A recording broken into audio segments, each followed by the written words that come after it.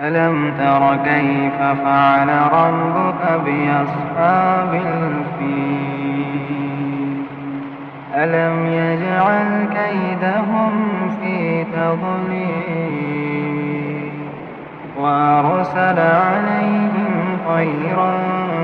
أبابيل ترميهم بحجارة من سجيل فجعلهم كعصف مأكول لإيلاف قريش إيلافهم رحلة الشتاء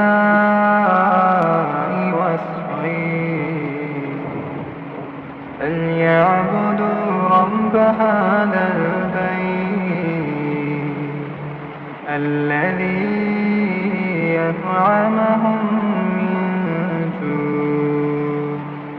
وآمنهم من خوف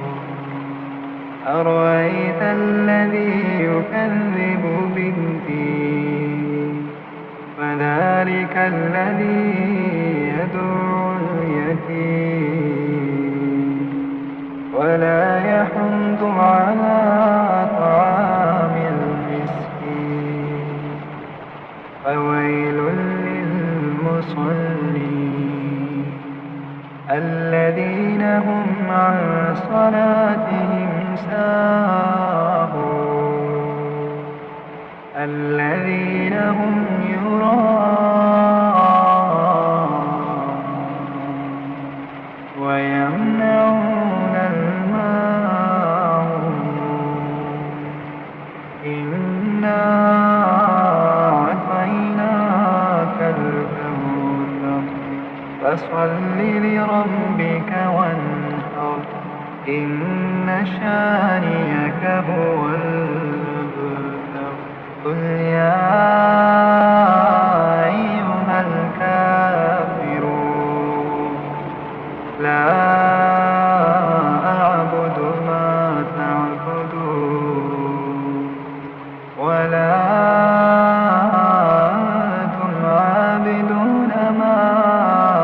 أعبد ولا أنا عابد ما عبدتم ولا أنتم عابدون ما أعبد لكم دينكم ولي دين إذا جاء نصر الله والفتح ورأيت الناس يدخلون في دين الله أفواجا فسبح بحمد ربك واستغفر إنه كان توابا تبت يدا أبي لهب وتب ما أغنى عنه ماله وما كسب سيصلى نارا ذات لهب وامرأته حمالة الحطب في جيدها حبل من مسد قل هو الله أحد الله الصمد لم يلد ولم يولد ولم يكن له كفوا أحد قل أعوذ برب الفلق من شر ما خلق ومن شر غاسق إذا وقب ومن شر النفاثات في العقد ومن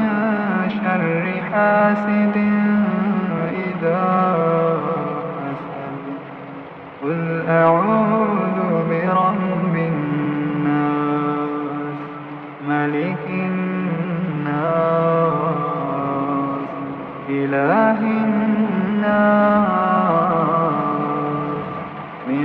شر الوسواس الخناس الذي يوسوس في صدور الناس من الجنة والناس.